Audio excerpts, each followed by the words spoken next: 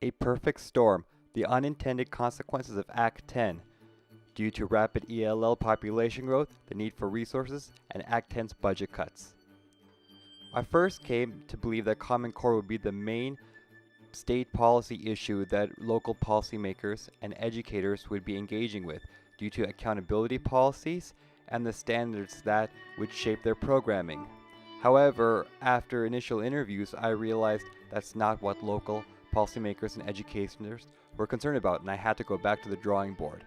So I thought about it and I came up with new research questions that better reflected the data that I collected. How did local actors in a rural district interpret and make sense of the dissolution of a successful program according to their professional expertise for the growing Latino student population? How did a state policy Act 10, which did not directly or even implicitly address Latino students, become the primary instigator according to local actors in restricting their ability to choose and implement programming that would best serve their students? And how did the unintended consequences of Act 10 affect the rural district in creating policy and programming for the education of ELL students? Using a process-oriented approach to case study and emergent design, I realized my subjects were not interested in talking about Common Core's effect on their programming, but actually want to talk about how Act 10 negatively impacted their ability to program for ELL students. It started out when Act 10 first happened. It was just a shock. I become a little emotional when I talk about this. So let me ask you about Act 10.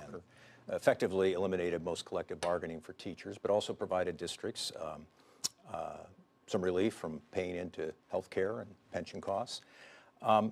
6 years later, good or bad thing for the state of Wisconsin? I was against it to begin with when it was proposed. Part of the problem was that, well, first of all, did it save money? Absolutely, by taking money out of teachers' pockets. I mean, that's how the money was saved. And in order to pass Act 10, it was necessary to have divisive rhetoric around teachers and public servants, and that happened because there was the haves versus the have-nots. Act 10 increased inequity between districts in the competition for bilingual education teachers because a rural district like Leipzig could not afford to retain its bilingual education teacher because it could not provide financial benefits that wealthier districts could offer. In today's world, certainly important and beneficial to be multilingual, English, Spanish, and with China being a major trade partner, perhaps Chinese. Schools in our area are trying to teach these foreign languages, but right now there is a shortage of instructors.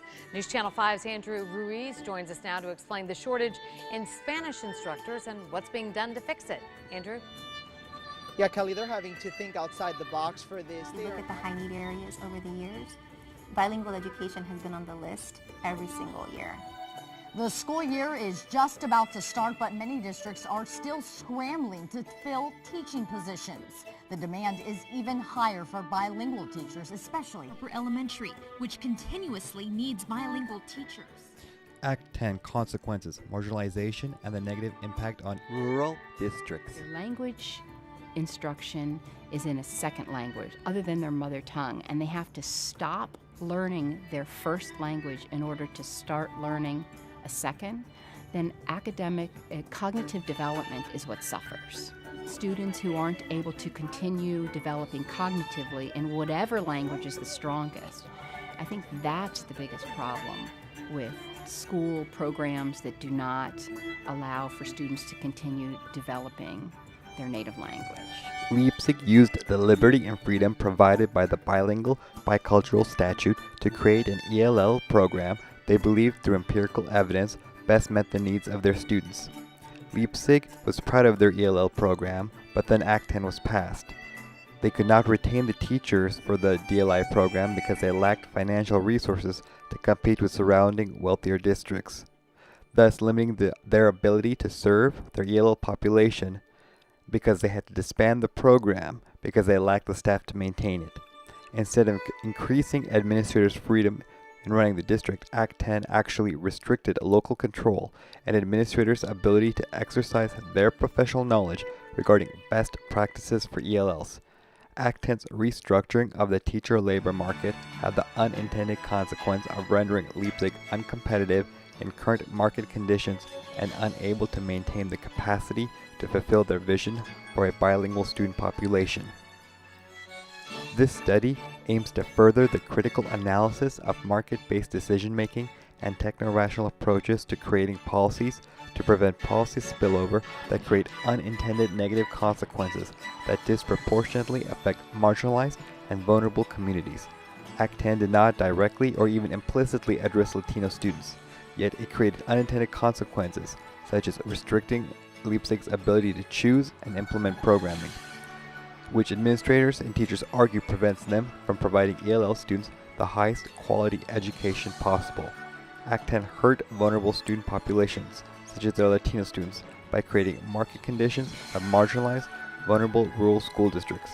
By giving voice to local policymakers and actors burdened by the unintended negative consequences of state policies, I hope that future state policies are better assessed for potential spillover and unintended consequences to prevent further inequity.